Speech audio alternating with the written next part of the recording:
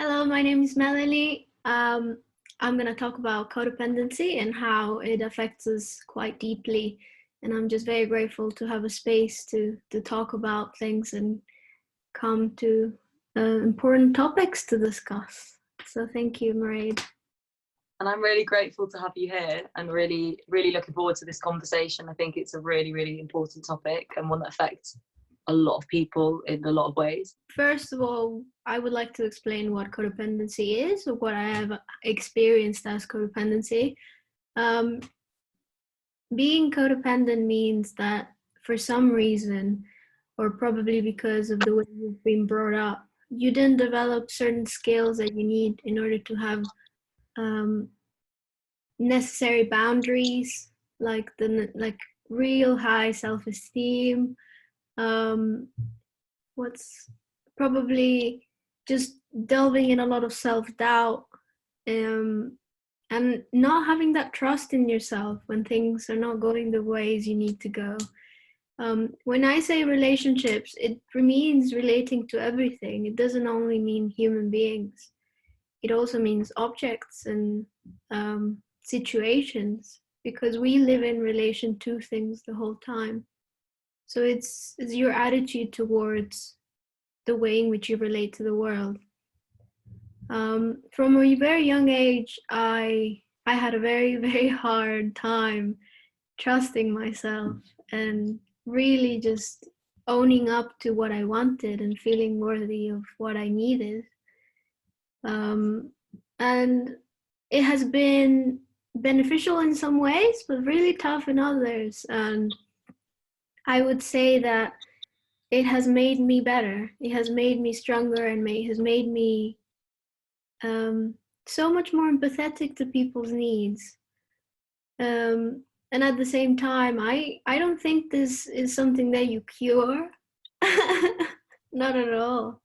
I think you just learn to equip yourself better, but it's always will always stay with me, I think. The first thing that comes in my head is when I was about like 8 or 10, I would be actually taking care of my mother and making sure that she was happy, that she was all these things. And it was like the roles were completely reverted in my house, and I was the one in my head, I was the one making sure that people were safe. And it translates in my friendships. It has translated in my relationships with men as well. But yeah, it has translated to everything. I also had difficulties with my image as well, because I always felt like I wasn't enough, that I needed to look perfect, be this incredibly just beyond imagination human being, because I don't know, I was just, yeah. So I feel like the two things that I would highlight in that would be just low self-esteem and lack of self-awareness in what I need. That's the best way I could put it. Hugely important topic, and I've heard the word a lot, but could you explain a bit more about what codependency is? Codependency is a huge spectrum of things. I wouldn't want to define it by how it presents itself, but I would define it of how it begins, where it comes from. Codependency, I think it's something that you get, I say gifted because, yeah, let's use the word gifted, that families carry as a wound, as a shared wound, because they didn't know how to manage their own relationships. And my mom and my grandmother did have really toxic, very harmful relationships. And it gets passed down generations. And I feel that codependency starts from there. It's a wound that the whole family is carrying. And it then translates into very unique ways, that it's very difficult for some people to realize that they are codependent, because it's their normal ways of living, because they were raised like that. It's difficult. And I remember the first time I realized that I had codependency problems, I couldn't believe it. I thought that, like, I felt just so strange. I was so scared, but like, oh my God, like maybe I've been doing this things wrong. And I just started going down all these questions, um, until I I encountered a few situations, and I went back in time in my own history and my roots, and I had to come to terms with a lot of things that had happened in my childhood. And I also got to learn about indigenous people and ancestral cultures. And I think I'm going to share with you a few things that have actually changed my entire life. When I went back to the forest and I encountered just the incredible, amazing living history that indigenous people carry. Um, I remember having this conversation with a grandfather while sitting next to a fire, and he said something that to this day I keep living on to. And he he started telling me that before you come into the earth, before you become a baby in your mother's womb, you make a choice of where you want to go. You decide who is going to be your mother, who is going to be your family, and which sort of lessons you need to go through in order to break through and become your true nature. And as I was listening to him, like, it completely struck to me that, yeah, it just made sense. It felt like it genuinely, my body was like resonating with it. It was vibrating with the message. You've decided all of this. You've decided to live through all those hard situations. And what now? Well, then you realize that, yes, it's tough. Life is not a walk in the park. We go through very difficult things, sometimes tougher than others for some people. But it is our responsibility to rise above them. It is our responsibility to rise upon the challenges that we decided to do. And after listening to that, I made a promise. And I think I have to say that that's completely changed as well my life, because um, there was, after doing the promise, I felt so free and empowered. And after listening to that, and after just going through my process, one day I said to myself, I promise that I will never, ever close my heart, no matter what happens. And since then, things have changed completely. Answers have come. People have left my life that they needed to leave, and people have stayed. And I think when we see the problems that we face, no matter what it is, codependency, depression, anxiety, all these difficulties from the eyes that we as beautiful eternal beings that we are, decided to go through this journey the way we went through it, we become so grateful for it, because we become so much better for it. And I would say to someone that's struggling with mental health that it is our moment to remember who we are. It is our moment to remember what it means to be a human being. And within that, we need to be really open to explore, to see what works for us. Because not everyone can go through and listen and go and do the same things, because we're all very different. We need different things. And just be okay with whatever you need. Maybe be a run, maybe be some therapy, maybe just meditation. Every single tool that there is, it's to be used. And we need to be brave enough to go for it, whatever that is. And inside of all of that, we need to be asking ourselves questions. For example, the most important one would be, which are the values that I want to embody in my life? In which way do I want to carry myself through the world? And am I prepared to do the work to achieve it? Because none of this happens with a blink of an eye.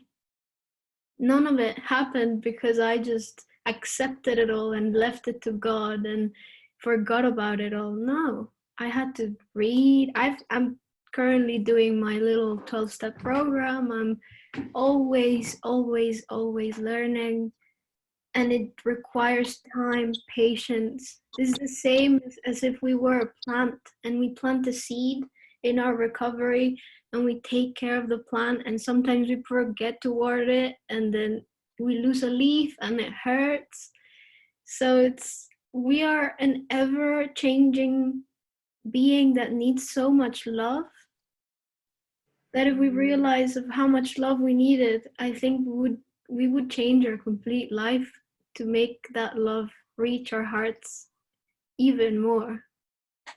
Definitely, like what you've said has been really, really inspiring. I think I needed to hear that, and I think that it's really important to note as well that you say about being able to work on within and change within, because I think that it's true that we can't change others or control others, and I think that with codependency there can often be two people or many people or a family trying to control each other, you know, maybe often inadvertently. But I think that distinction between not just accepting everything all the time, like passively in life, but accepting who you are and what's within, because I don't think you can make those bigger changes and those bigger, you know, societal changes unless you're accepting what's within and like well enough to do that. So I think that that's a really important distinction.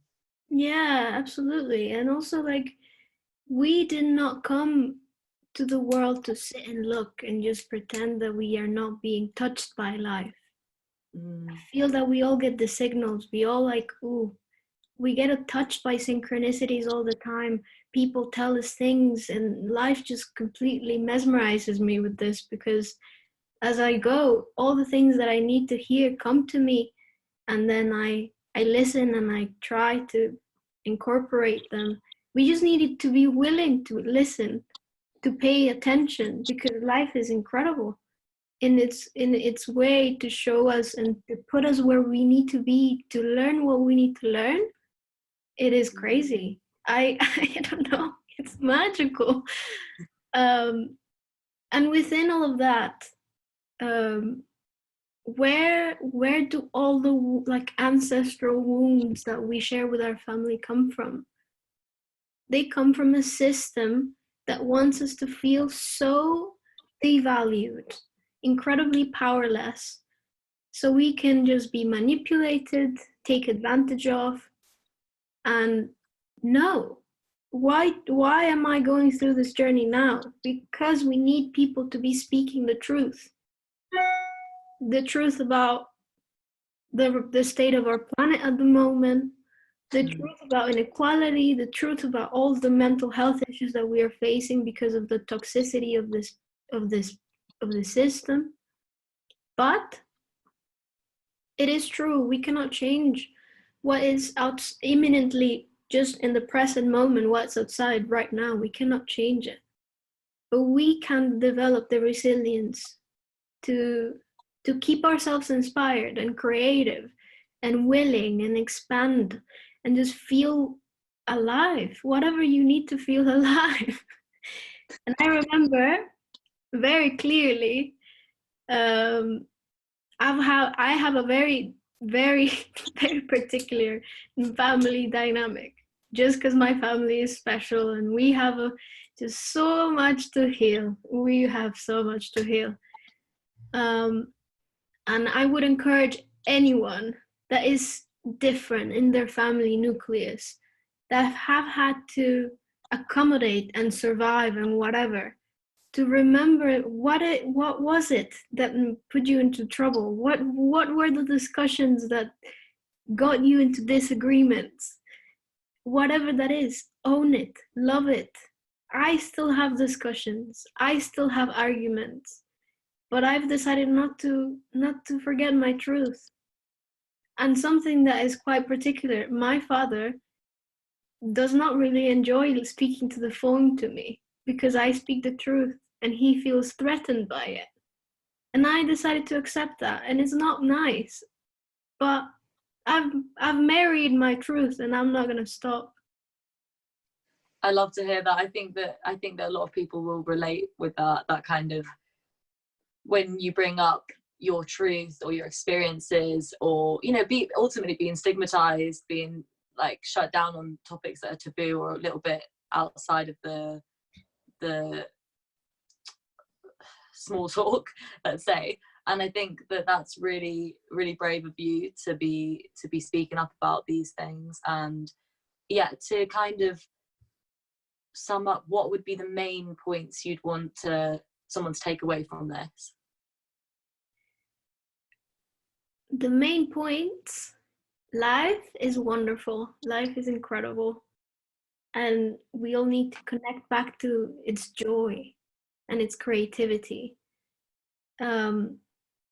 Educate yourself as much as you can on everything: nutrition, mental health, everything.